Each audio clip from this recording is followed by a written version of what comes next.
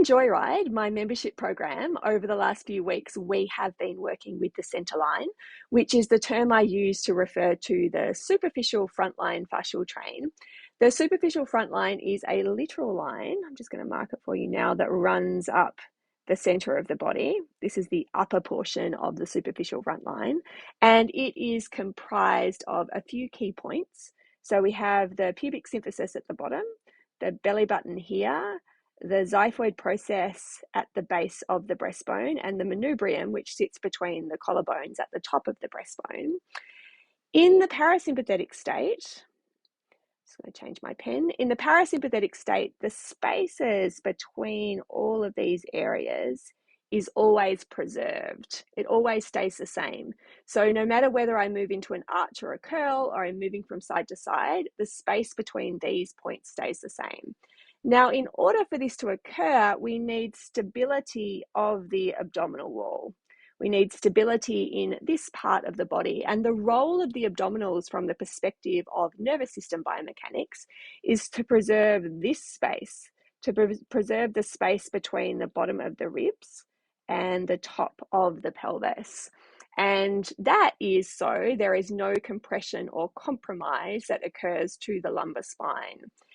In the fight-flight system, however, the abdomen is recruited to pump and power the breath. And so this area all around the belly button starts to really do a lot of work. And instead of this space being preserved here, we have a constant shortening and lengthening, which means also that the fascial train is no longer able to slide. What's important to understand as well, and this is something that I've recognized many people don't know, is that the abdominal musculature also attaches to the pelvic rim. So we have the external obliques that attach to the outside of the rim here. And then we have the internal obliques which attach to the top. And we have the transverse abdominis attaching to the inner part of the pelvic rim. And we also have a ligament that runs from the ASIS, which is your frontal hip bone here, to your pubic tubercles on the underside of the pelvic rim, like this. And both the transverse abdominals and the internal obliques attach directly to that ligament.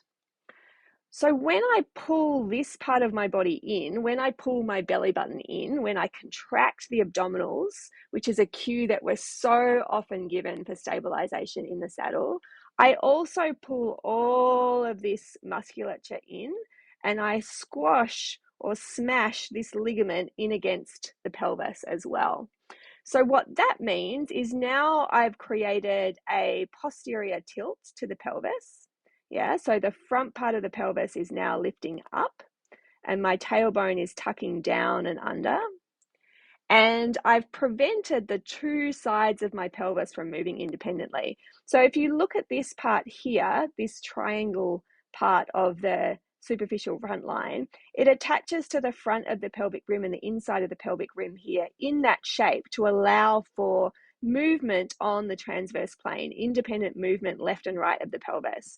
But when this is pulled up, when we're contracting this area and this whole space is shortened, we are now prevented from moving independently left and right in the pelvis. And the only way we can move is forward and back like a teeter-totter. The other thing that happens, if we consider the psoas muscle, which is running down underneath this ligament here, as well as the femoral artery and veins, lots of really important nerves, lots of important lymphatic channels. When we squash this area of the body, when we squash this inguinal ligament as a result of abdominal contraction, we prevent the psoas muscle running its natural course. And now we have a lot of restriction, or what we might understand as tightness, through this part of the body. And we often address that through trying to stretch, quote unquote, through trying to release this whole area. But actually the reason that it is not able to be able to presume or kind of assume its homeostatic length is because of the position of the pelvis, because of the tilt of the pelvis that comes into play through all of these different forces. So when we talk about seat and position, much of what we're told or much of what we understand is based on a sympathetic position of the pelvis being the norm, a sympathetic structure. And instead, we need to understand that our biomechanics is led by our nervous system, and that long-lasting structural change and ease also begins from this place.